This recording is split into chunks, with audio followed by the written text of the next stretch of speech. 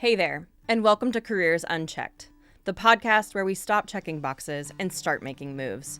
This is for barrier breakers, career builders, and anyone who's ready to build a career that actually feels like theirs. I'm Brandi Oldham, career coach, interior designer, and year-round iced coffee drinker. Around here, we keep it real. From navigating career pivots to figuring out how to stay balanced when your to-do list feels like it's just never ending. Whether you're chasing that next promotion, thinking about switching things up, or just trying to figure out what's next, you're in the right place. My goal? To help you trust yourself, take action that feels good, and build a career that's sustainable, not stressful. So grab your drink of choice, settle in, and let's get to it. We're going to talk today about how to survive a layoff. Honestly, it's been a heavy week here in our local community. Intel just announced another round of major layoffs. And when something like that big happens, the ripple effect is real, even if your role feels stable on paper. When a company that's large and has a big impact like that makes cuts, it sends shockwaves through the entire job market. You start hearing rumors, leadership meetings feel different, and everyone starts asking the same quiet question. Am I next? My client, we're going to call her Monica for today, was in that exact headspace this week.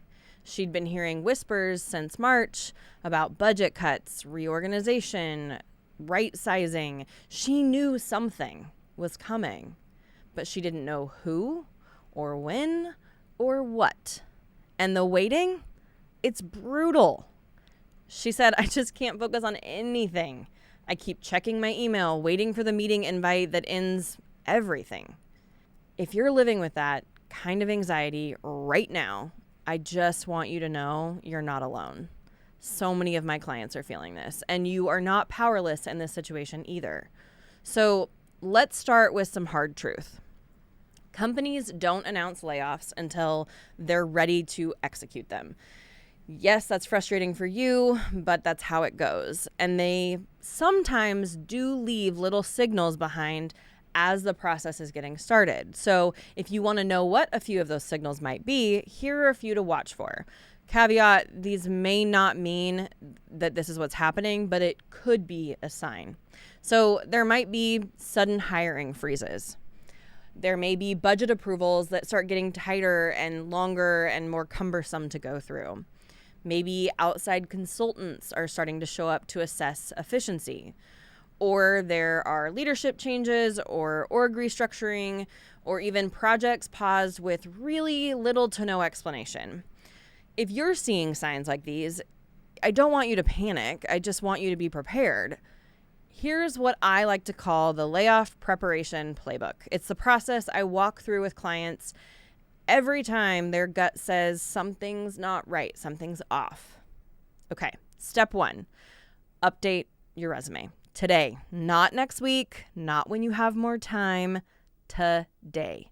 Capture your accomplishments, recent projects, and new skills while they're fresh in your mind. And honestly, you're going to have access to the data. You can go through your email inbox and figure out what you need to add. Step 2, document your wins. I need you to create a private file of your contributions and impact, what problems you've solved. A lot of my marketing clients have online portfolios where they do just that. Where are you saving the company time or money? Did you help the team grow or onboard a new team member? Maybe you managed a difficult situation while your boss was on vacation. This is fuel for your next interview or your next performance review if it all works out just fine. And let's be honest, sometimes you need to remind yourself of how good you are. We get in the zone. We don't reflect on all the good things that we do. All right, step 3, quietly start to gather your references. I want you to reach out to past managers, trusted coworkers, or even clients if it's appropriate. Let them know that you're making sure you have up-to-date contacts and recommendations, just in case you ever need them. You're not raising red flags, you're just building a bench to be able to access when you need to. And step 4, you gotta activate your network. I wish people would just activate them all the time, but that's not real life. And I know that it's really tempting to isolate when you're starting to feel that stress, but connection is your greatest asset right now. I want you to send check-in messages, not anything forced. Maybe you just schedule a coffee chat or you join a Slack channel or an online group in your industry. And here's the key. You don't need to wait for someone in those groups to reach out. I want you to be proactive about it. Maybe you just send them a message that says, hey, I saw your recent post and loved it, and here's why. Or just thinking of you. How's life going? We haven't talked in a while. Little tiny things that build trust. Things that you can do that are a genuine connection without an ask. Okay, now let's talk finances for a second, because layoff anxiety gets so much harder without a safety net. Even if it's $200 or $500 in emergency savings, it helps you think more clearly and stay out of a scarcity mindset. So take a look at your budget. Pause anything you're not using or anything that's non-essential. Use up the groceries you already have before you restock that pantry. Transfer just a little bit of money into a savings account this week. It's not about restriction. It's just about giving yourself options. And if you save up and you don't need it, bonus. Maybe you get to go have an extra coffee if it's a little amount, or even an extra vacation if you save up a larger amount. Also, I need you to know your rights.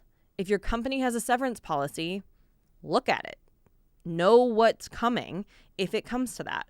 Check your PTO balance. Understand how unemployment works in your state.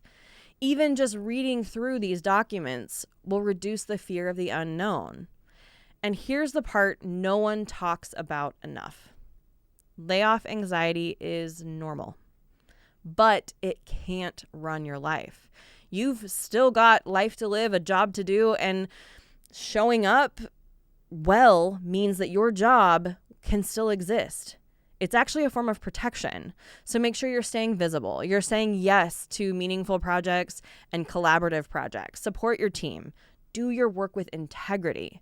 This isn't about hustling harder or proving your worth. It's just about being professional and present. And if the layoff does come, it's okay. Take a few days to feel whatever you need to feel. Grieve, cry, rant. Here in Vancouver, we have a rage room. Use it.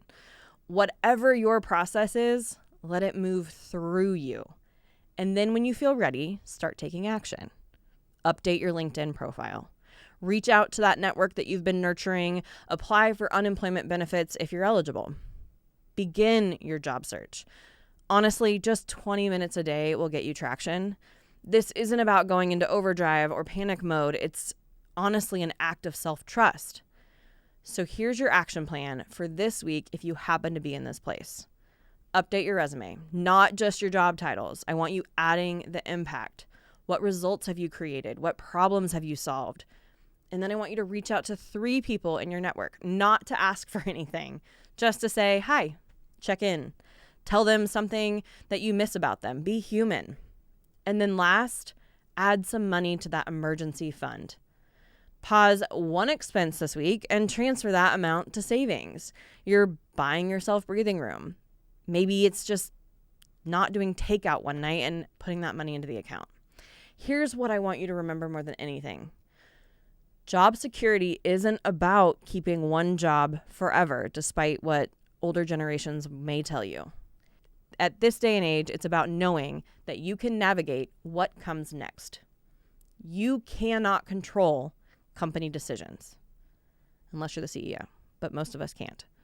But you can control your readiness, your relationships, and your resilience. So take care of what's yours to hold. Take care of what you can control. Let go of what you can't. And please know you're not behind. You're not broken. You're just living through a hard moment. You've got this. You're not alone. And if you do get laid off, it's not about you personally. There's likely a lot of other factors in the mix. We're here for you if you need us. Thanks for joining me today on Careers Unchecked. If you've got a career question or just need someone to bounce an idea off of, reach out. I'd love to hear from you. Until next time, take a breath, take a step, and keep moving forward. You've got this.